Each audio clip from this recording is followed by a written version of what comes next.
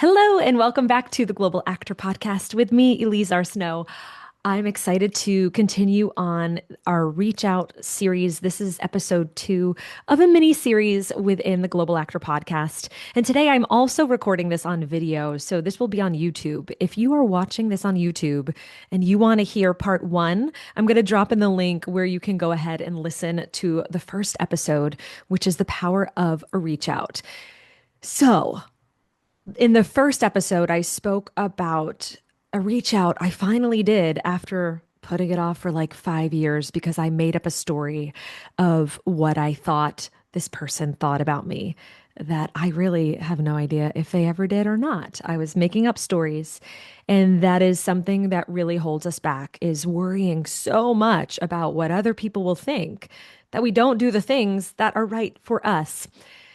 So, today we're going to get a little bit more into the details of reach outs. So, I want to know, have you ever spent 20 minutes staring at an email draft and then closed your laptop without sending it? Most people think the hardest part of relationship building is knowing what to write, but I don't think that's true. I think the hardest part is giving yourself permission to send it.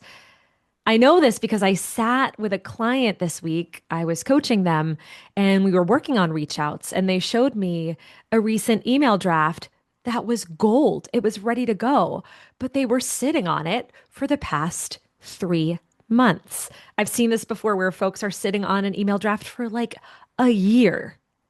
Okay, so if that's you, like, no shame, no shade to that. But I want to get you sending these reach outs out so people are actually able to connect with you. So there's a myth that I see here, and it's the myth that if I reach out, I am bothering them. If I reach out to someone, I am bothering them. And I want to know, how many opportunities have you missed because someone didn't know who you were? No one knows who you are or what you want unless you are willing to share it. Opportunities meet you at a place of action. So once a year and throughout the year with my power group clients, I teach the Dream Big Plan Smart framework, which is really to explore a future vision that you want for your life, and then from there break that down into goals, etc. Now, while we dream big, we're not just hoping and praying and manifesting just by saying the thing and willing it into fruition. We're actually taking action to make that happen. So the opportunities that you want will only meet you at a place when you are actually doing things, when you are in action.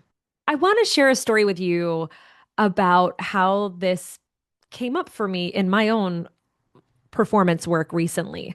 Last week, I was sent an interest email from a producer who was reaching out to me, wondering if I would be available to narrate an upcoming audiobook series.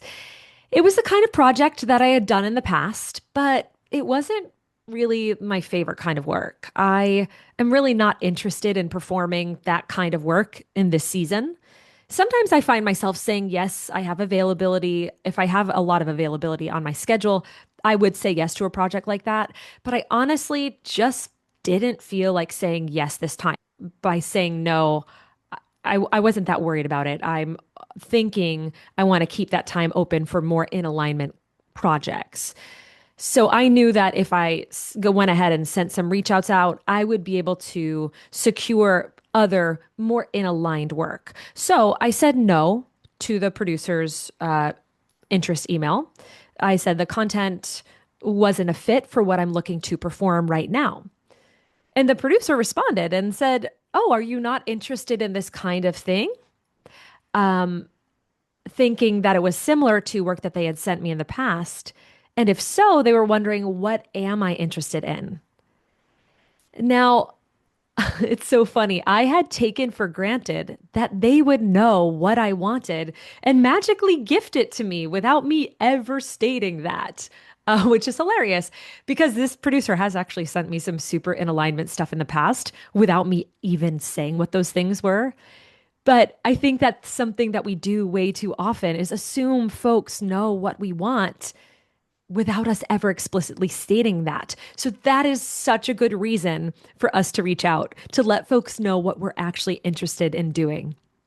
So here I was with this golden opportunity to respond with what work does feel aligned in this season. I actually loved three recent projects this specific producer had given me. So I highlighted that and why. One character was playful and it was somewhat spicy romance content. There was an overall lightness and playfulness that just felt right for me and in alignment with my natural optimistic personality and just how I want to feel in my work right now. I feel like the work is the world is really dark right now, and I'm finding that I want to be working in playful projects.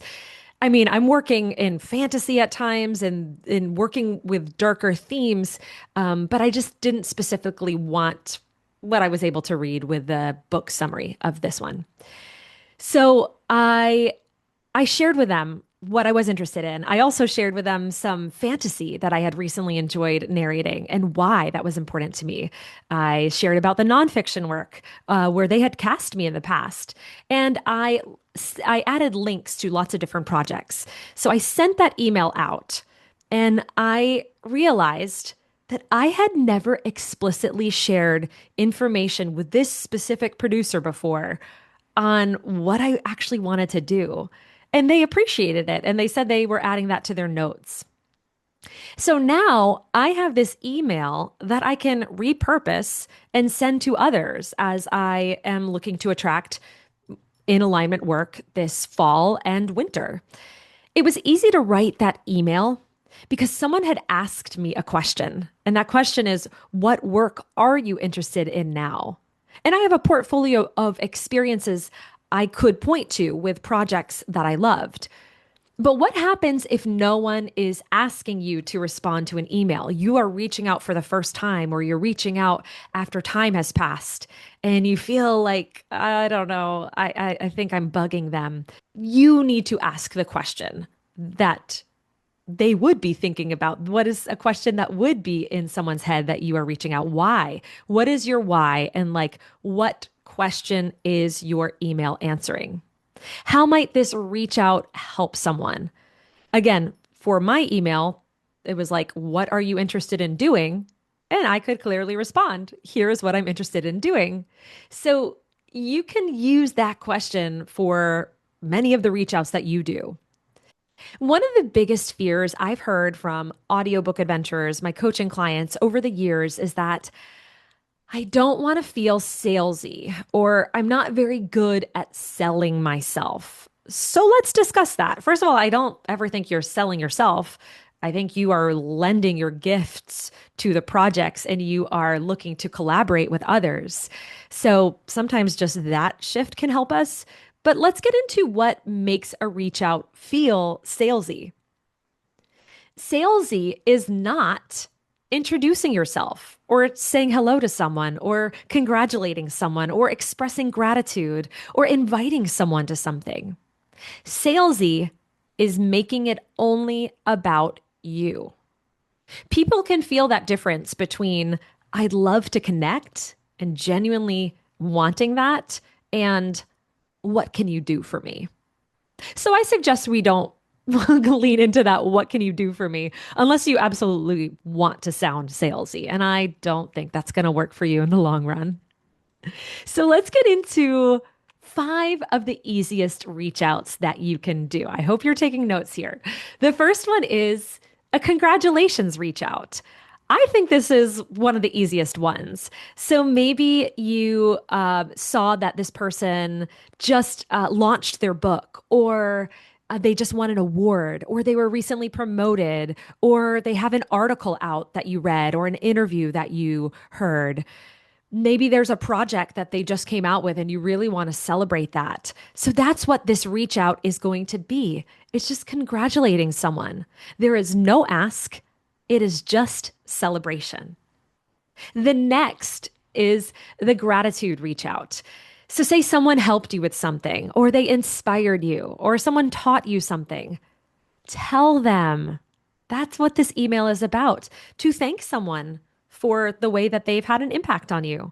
I have received many emails that are gratitude over the years, and I've got to tell you, I have a few on my office wall right now because those mean a lot to me. I think we need to remember that like we all as humans want to be seen and noticed and feel worthy and feel like the work we're doing is worth it and important and making an impact. So if someone has done that, go ahead and send that gratitude reach out.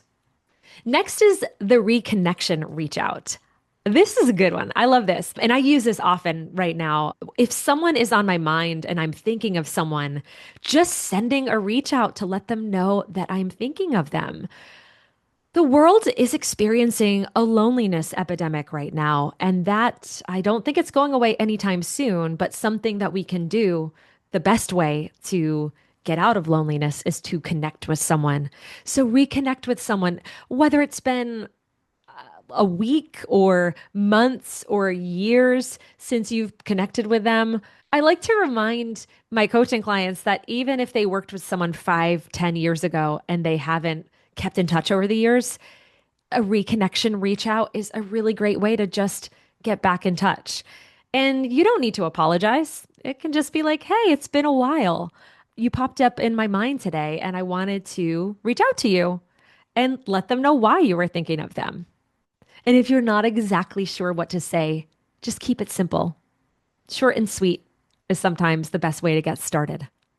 The fourth of the easiest reach outs is the event reach out. So I love this. So actually, within the global actor community, we host momentum conversations and an opportunity for narrators to meet other industry professionals. And we have one coming up with Paul Gagne of Scholastic. We have another one coming up with Raina Kay of Bespoke Audio. And these are great opportunities for folks to introduce themselves and have a face to face interaction with folks that they might have been emailing. But there's something that just we get a more full experience when we get to experience a person, either in person or virtual. So, when going to a virtual event like a momentum conversation, or we have our Dream Big Plan Smart retreat happening this fall, when we have opportunities to meet people in person or virtually online, you actually have a few reach outs here. You can reach out before, if you know you're going to see that person, you can reach out before and say, hey, I'm really looking forward to seeing you then, or really looking forward to meeting you then. And then actually, you're going to have that connection in person or virtually at the event, and then sending a reach out after with gratitude. So I hope that sounds fun, those three touch points. And what's really cool, and I think this is why attending events either virtually or in person can be powerful, is because if I did send a reach out before and after an event where I'm meeting someone, they have three touches. They've gotten to see my name and see my face at least once, but they've seen my name at least three times. And I mean, when we think about marketing, I'm gonna throw in the business of marketing for a moment here. It takes about 7 to 12 touches before someone even recognizes your name. So when we're sending reach outs, it does take time, which is why these different variations of reaching out can help us stay in the flow of nurturing relationships over time. So again, with an event, if you're going to an event, send an email before to that person, letting them know you're looking forward to meeting them there. Show up fully yourself at the event and send a follow up thank you afterwards. Okay, I have saved one of the most important ones for last year, and that is the introduction reach out. What this is not is please hire me. I want you to be thinking in an introduction reach out. Here is who I am. Here is what I love. And here's why I want to introduce myself. You're making yourself available as a potential collaborator. Keep it simple, keep it human, and I highly recommend writing this yourself. I'm seeing lots of AI written reach outs, and if you do go that route, I really want to recommend that it sounds like you. So I challenge you, if you are not really a writer, hit record and think about how you would talk to someone and introduce yourself in person. And that's a great place to start, is by just saying out loud what you want someone to know that you are here. Here's what you love, and here's why you want to introduce yourself. So let's move into what actually makes people respond to a reach out. I receive reach outs all the time for different things. As an example, as a podcast host, I receive reach outs from people who want to be guests on the podcast. I receive lots of pitches, actually. Now, I do not respond to every reach out that comes my way. I do respond when I think I have something useful to offer to be in collaboration with someone, or when someone has made my day. That will happen oftentimes when someone sent me this email about our work together, and I just feel really seen. So I'm responding back to thank them so much for sending it to me. I also respond to an email when I feel a genuine connection. I do want to say sometimes people don't respond because they're busy. And that is true for me all the time. And it's not because your email failed. Just because you've sent it something and you haven't received a response right away, that doesn't mean it didn't land well. I hear this from producers all the time. They receive emails all the time. Some producers even tell me that they use their email inbox to search. So, say they're casting a project where they need a horseback rider, they will actually type in horseback riding and see who pops up. Or say they need someone who speaks Haitian Creole, they will type that in their email inbox and see what pops up. So, you're reaching out is an opportunity to be found in their world. I hope that encourages you to go ahead and do your thing and send your reach out. I have a folder of people that I would love to collaborate with one day. And as emails come in from different people, I have my own organizational systems. So just know that if you haven't received a response, that doesn't necessarily mean anything at all. I've received projects over the years where I never heard from a person until they reached out, and I had reached out to them in some way, or we had met in some other way, and there were no like inklings that that was going to happen before that. So it doesn't necessarily mean anything if you're not getting a response right away or at all. Someone might still be thinking of you. So I want to share a few mistakes that I have seen people make over the years. Not to say if you've done this, I don't want you to feel any shame here. I just want to encourage you moving forward in your reach outs to consider the following. Try not to make things all about you. A reach out is an opportunity to connect. So it's not about you performing, it is about you connecting and actually being interested and curious. Mistake number two is writing your autobiography.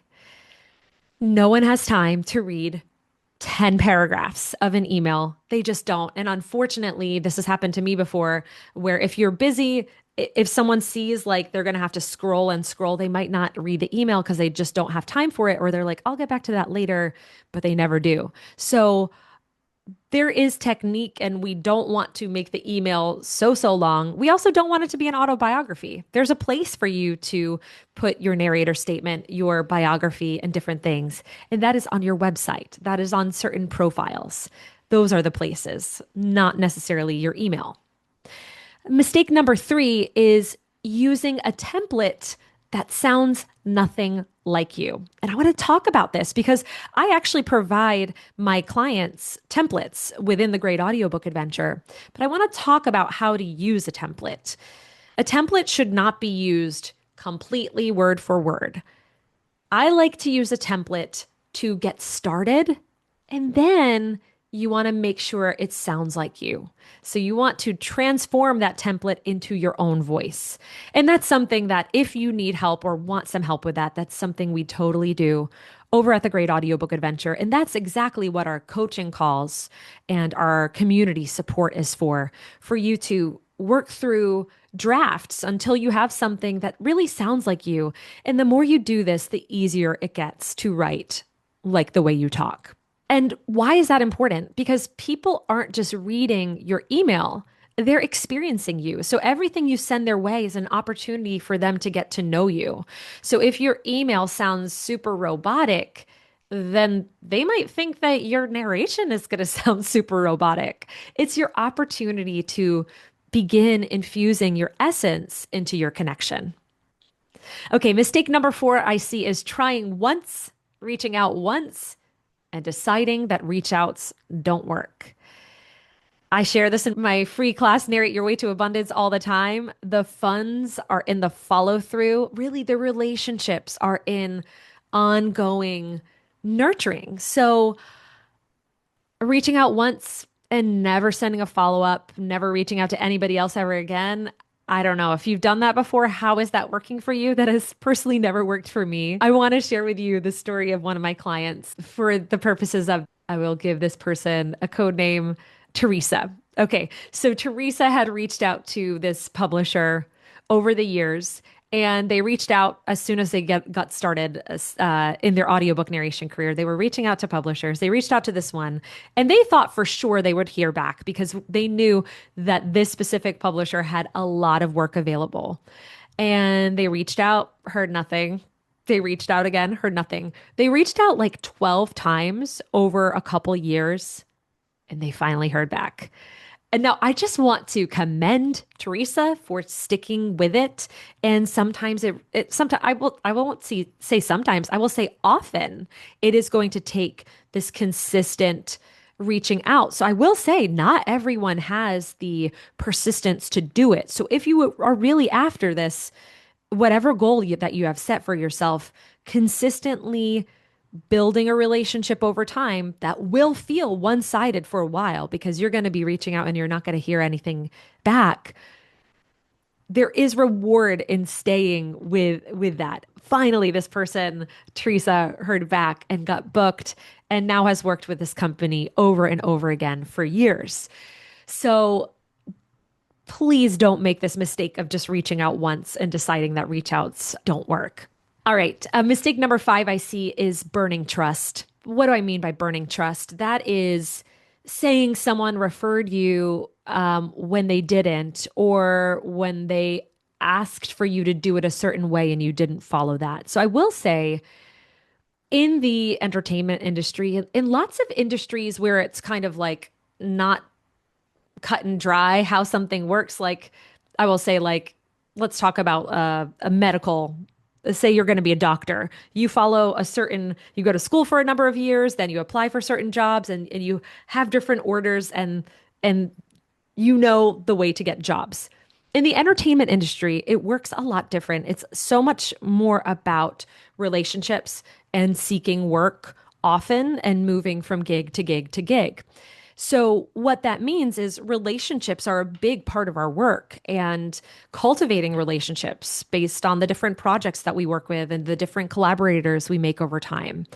Something that is really cool is that referrals can have weight. So, for instance, when folks coach with me and they get to a certain point where they're ready to start connecting, I have different ways that I refer my clients to trusted people that I have worked with who trust my referral. And then I also have certain relationships where I don't refer people all of the time. So when someone reaches out to ask for a specific referral, sometimes I don't respond right away. That doesn't mean to go ahead and say that I referred you. I do eventually respond to people, and there is a process that I follow. And for me, I have so many different people that I've worked with over the years that I really expect folks to keep that trust that we have built. So I have a lot of trust with the producers and clients that I've worked with over the years. So when I'm referring people, it is after a lot of thought and vetting. So what doesn't work for me and what is not going to be helpful for you is when you reach out with fake referrals, or you don't check in with mutual contacts, or you go ahead and reach out before they are ready to connect you. I think this is important to talk about because in cultivating relationships, one of the biggest powers of cultivating relationships is to be able to share with people, your friends, your colleagues. So there's nothing wrong with asking for help. I want you to ask for help. I want you to be open to asking people for referrals. And something I really like to do as a coach, but also as a performer, is to refer people. That's one of my favorite things, is to connect people. Just be open to, as we move into the end of this episode, I want to offer the word curiosity because I don't think there's anything that you can do. Sometimes I hear people say, I'm afraid to get blacklisted or I'm afraid I'll never work in the industry again. And I want to remind you that we should be looking at things with curiosity. I don't know many, or if any, honestly, I don't know anybody that has never worked in the industry again because of something that they have done. So, in most cases, the industry is forgiving, people are forgiving. And as long as you are curious and open to learning, that is going to carry you a long way. Asking questions, wondering how things work. So, when it comes to why we reach out, why we build relationships. I want you to not think of the goal to be getting something or receiving something from it. I want the goal to be discovering who you're in alignment with. You will find that over time there are people that you just click with. I have a client who I'm working with right now who is really just reaching out to people that she feels super connected with. There's something that they said in a social media thing or a podcast episode where they just clicked with them. So they're organically reaching out when it feels right to do that. So that is a beautiful way to go and find your flow as well. So if you're up for it, as we close today, I want to give you a challenge. And that challenge is to send 5 reach outs this week. The reach outs could be, and actually, you can send whatever 5 reach outs you want to send. But if you want some structure around that, make the first reach out reconnecting with someone, the second reach out celebrating with someone, the third reach out thanking someone, the fourth reach out introduce yourself to someone, and the fifth follow up after an event. Now, don't worry about whether anyone responds. I just want you to be measuring whether you sent them. And if you do, I would love to hear from you. Please, please, please share it. Share it with me. You can send me an email, hello@theglobalactor.com, or even better, tag me on social at the Global Actor. That's it for today's episode of the Global Actor Podcast. If you like what you've heard, please share this episode with someone you love. And also, if you haven't yet, leave us a rating and review. If you listen on Apple Podcasts, please leave us a review there. That goes a long way and helps people find us. Thanks so much for being a part of our community. And I really want to hear how this goes for you. Happy reaching out. And I will see you on the next episode as we wrap this reach out series. Bye for now.